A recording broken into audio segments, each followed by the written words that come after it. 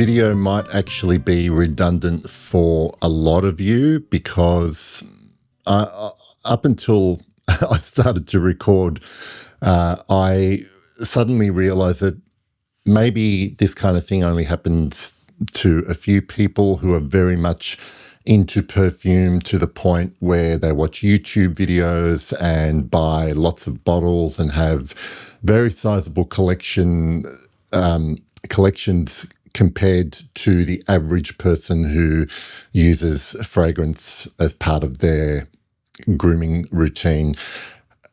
But every now and then, at least for me, I know over the past decade, this has probably happened a couple of times, and I have lost a bit of passion for the hobby, perfumery, the industry in general. And over that time, I've kind of have a few things that have sort of pulled me back in to my normal enthusiasm for this thing that we love. And I'm going to go through about 6 things that I know are helpful for me. So if you are or you do go through these little patches of being bored or just basically falling out of love with perfume and wearing fragrance or whatever, maybe these things that I do might help you. So the first thing I would definitely recommend to anyone, and anyone who is, whether you've got a small collection or a large collection, and whether you have any intention of actually reviewing or talking about fragrance or not, I think it's always a fantastic idea to smell some raw materials, the materials that go into making fragrance.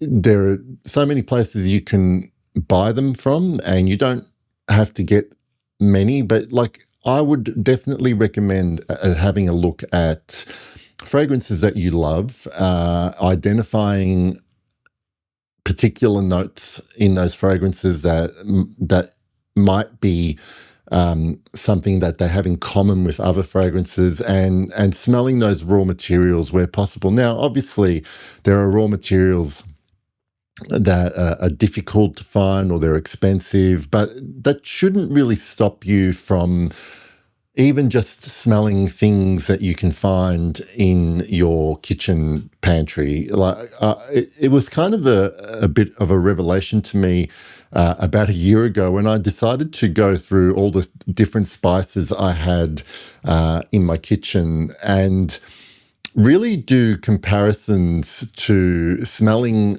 perfumes I had that listed those particular notes, and realizing how differently they showed up from the real world to the final fragrance composition. And it just kind of made me appreciate what people might call realistic representations of notes in fragrances, and that when you start mixing things in with them, how that can affect them, and also how often your scent memory of something is completely different from smelling it in real time. So raw materials, smelling real ingredients that are represented in fragrance, obviously it's not, limited to things in the kitchen. If you get the chance to smell plants and flowers that are also used in perfumery, do that. It's kind of just a way to go back to basics, and you might discover something you love or something you smelled in a perfume that you didn't realize was so similar to something to a particular material that you smelled. So it can just kind of take you back to the very, very basics, and it's almost as if you're starting again and in some ways resetting your nose or resetting your mind. Another thing that I love doing that is probably not the most practical thing to do, because you do kind of need the assistance of friends and other people who can send you samples or make samples up for you. And I'm talking about blind sniffing. I've been lucky enough to have been able to do this several times now. And what I love about blind sampling, and what I mean by blind sampling, in case it wasn't obvious, is smelling samples that are unidentified on the bottle or the sprayer. They're identified by a number or a letter, and you have it. But it absolutely takes away any preconception or sort of, maybe you have an unconscious bias towards a brand or a perfumer, or even a perfume, an actual perfume that you've heard about and read people's opinions about, and it's just set in your head that it would be something you didn't like. I definitely have had the opportunity to smell things that I never would have deliberately gone out of my way to smell, and ended up loving several perfumes that way. I think there's been a couple of perfumes that I've ended up buying purely because I did a blind sample of them, and I wouldn't have tried them before. So that can definitely be something that reinvigorates your interest in smelling perfume. If it's too difficult for someone to do it, you can also play this game where if you're an accumulator of samples, and I know a lot of people, sort of collect samples over time and then have to find time to get around to smelling them. Another variation of this is to put them all in a bag or something, pull one out, try not to look at it, obviously, spray it on and smell it before you find out what it is. So you can kind of play this game on your own without the assistance of other people. Speaking of other people, another way to get excited about smelling perfume and trying new things is to actually smell with other people. And whether that's in person or if you've got online friends that are into perfume. And the other thing is you don't actually have to have friends or people to do this with who are as into perfume as you are. The fun part for me about smelling fragrance with other people is always just that sort of unexpected or unknown thing where one person can have a completely different perception or smell different things about a perfume that you're smelling together, and that there's so many things that could be related to. It could be their own personal scent association, scent memory, what their skin is like, all sorts of things. And but I love that, and I even love the fact that I can smell something that I really like, and a person next to me can smell that same thing and not like it at all. And that's the beauty of something like perfume, because everyone's bringing their own individual baggage to it and receiving it in that way. And like I said, you don't have to do this in person. If you've got friends that you can get online with and, where possible, be smelling the same thing, it's honestly not that difficult to organise. But also,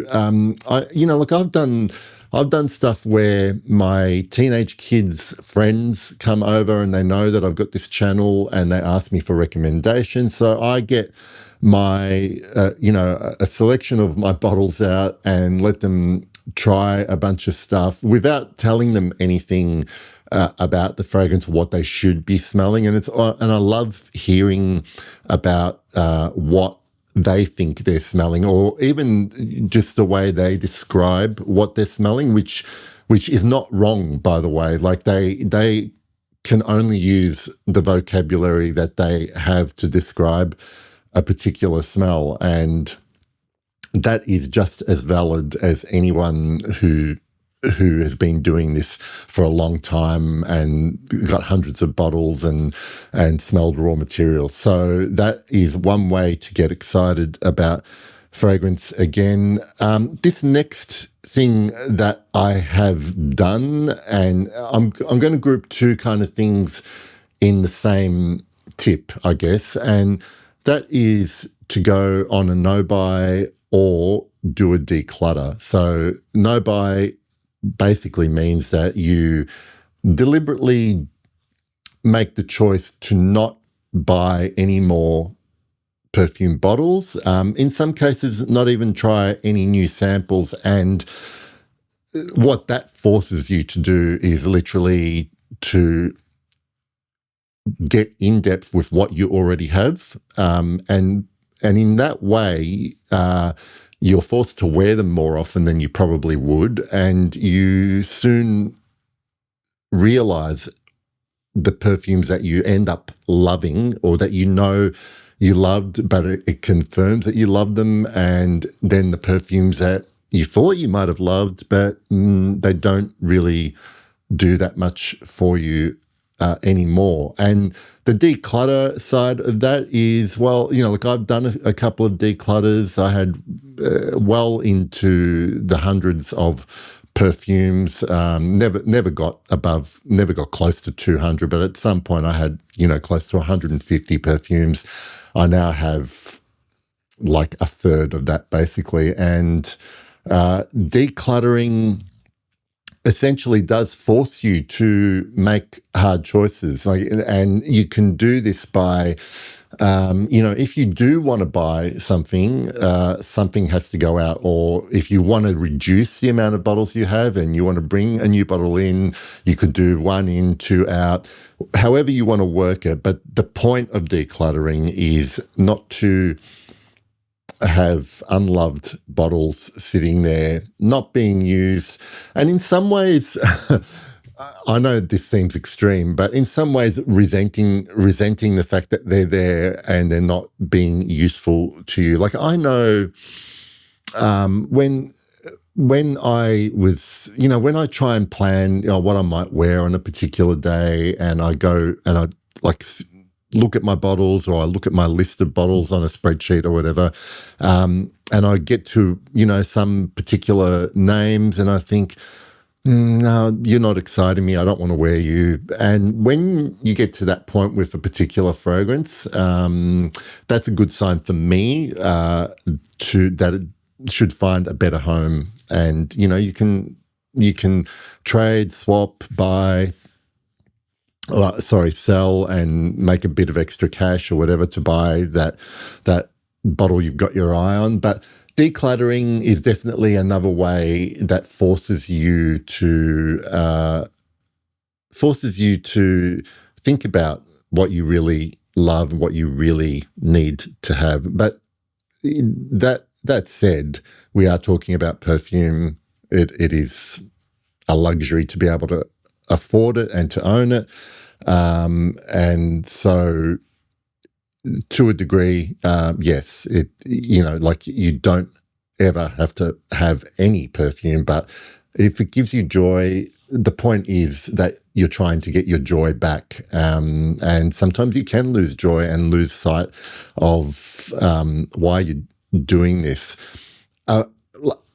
An extension, and the next tip, and this is something I've only done a couple of times, probably in the last 10 years, and that is to take a break from actually wearing perfume. So I know every now and then, like I am on a regular 2 fragrance per day wearer. So I will wear 1 fragrance in the morning and then spray something on later in the day. Every now and then, I'll have a day, and sometimes I don't do this on purpose. I'll have a day where I don't wear a fragrance. I might have just like literally forgotten to spray something on out the door, and then by the time I get home, it's kind of, pointless spraying something on. But I do end up appreciating not wearing a fragrance that day in retrospect, because it kind of makes me then a little bit more excited to spray something on the next day. And I have done, a couple of years ago, I decided to actually take a whole week and not wear any fragrance at all. And I did this mainly for a couple of reasons. This was a very conscious decision for me.